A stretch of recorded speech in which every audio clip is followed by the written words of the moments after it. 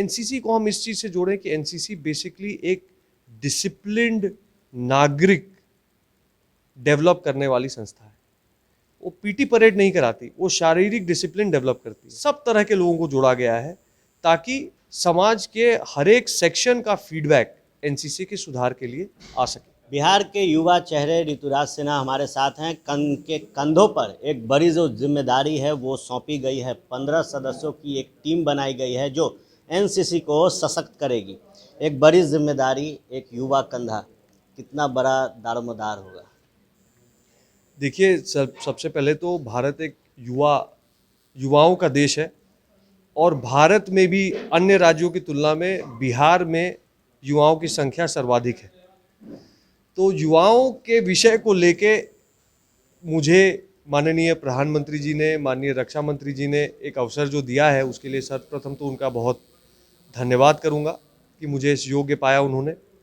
और हम इस एजेंडा को लेके आगे चलेंगे इस कमेटी में कि एनसीसी जो एक बहुत ही सफल और एक गौरवशाली प्रभावी संस्था है, उसका इम्पैक्ट हम युवाओं के बीच में और कैसे उसको फैला सकते हैं, कैसे एनसीसी के माध्यम से युवाओं के बीच में नेशनलिज्म और नेशनल सर्विस का मैसेज देश के मैक्सिमम कोनों तक और ज़्यादा से ज़्यादा संख्या तक कैसे पहुंचेगा, इस लक्ष्य को लेकर हम आगे बढ़ रहे हैं। उद्यमी आप रहे हैं, लेटेस्ट टेक्नोलॉजी के दौर से हिंदुस्तान गुजर रहा है। बात अगर की जाए तो एनसीसी में कहा जाता है कि अभी भी लोग ट्रेनिंग करवाते हैं तो 303, 202 जो बंदूकें होती हैं, क्या नई टेक्नोलॉजीज़ भी अब एनसीसी से जुड़ेंगी?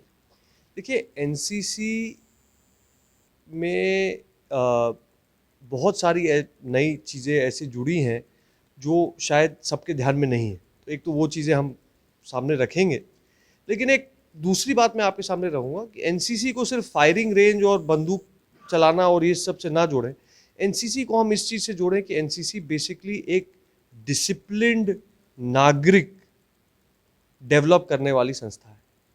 वो पीटी परेड नहीं कराती, वो शारीरिक डिसिप्लिन डेवलप करती है।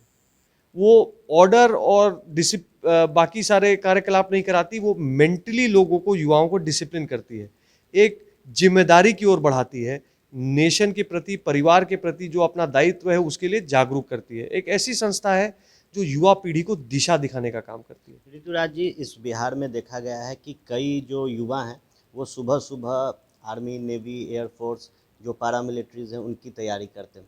उन लोगों को किस तरीके से एनसीसी के लिए जोड़ा जाएगा, किस तरीके से उनके बीच मैसेज पहुंचाया जाएगा? देखिए, जैसा आपके ध्यान में पहले से भी होगा कि एनसीसी के जो हमारे कैडेट हैं उनको आर्मी की भर्ती में प्राथमिकता दी जाती है, कुछ बोनस पॉइंट्स, मार्क्स दिए जाते हैं। कई राज्य की पुलिस विभाग भी सिमिलर व्यवस्था लेके चलती है कि एनसीसी के जो अपने पास आउट कैडेट्स हैं उनको कुछ प्राथमिकता रहती है। हमारा प्रयास ये रहेगा कि सरकारी और खास करके यूनिफॉर्म सर्विस में तो एनसीसी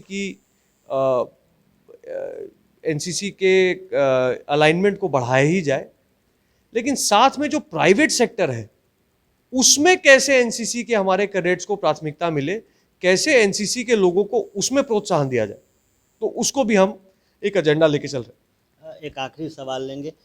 जब से इस कमेटी की गठन की बात सामने आई, एक राजनीतिक सवाल सामने उभर के आया कि बीजेपी हस्तक्षेप कर रही है एनसीसी में।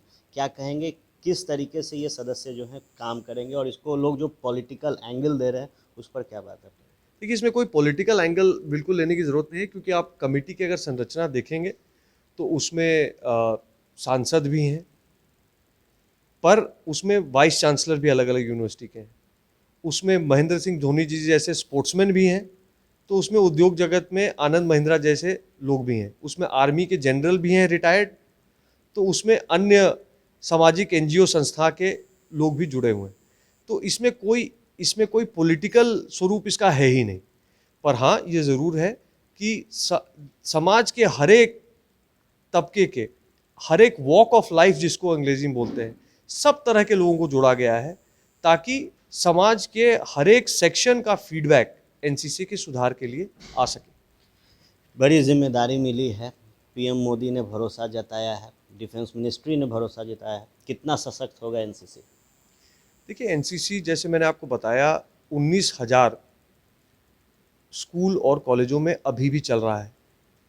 15 लाख तक इसकी कैपेसिटी है, जो कि एक बहुत बड़ी संख्या होती है। देश के 735 जिलों में एनसीसी अभी कार्य अपना कर रहा है। तो एक बहुत ही मजबूत संस्था है एनसीसी। 1948 से राष्ट्र निर्माण में बड़ा योगदान है।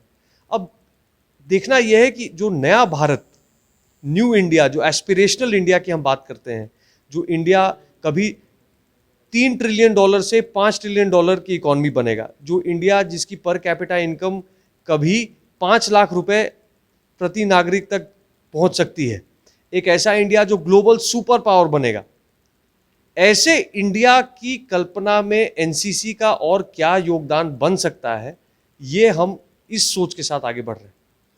तो युवाओं के ऊपर भरोसा जताया गया और जो कल्पना है वो नए भारत के निर्माण को लेकर है। सशक्त एनसीसी का बड़ा दारोमदार ऋतुराज सिन्हा के ऊपर दिया गया है। देखने वाली बात होगी कि इस दारोमदार पर कैसा नया सफ़र तय करते हैं ऋतुराज सिन्हा। बहरहाल आप बने रहे फर्स्ट बिहार झारखंड के साथ।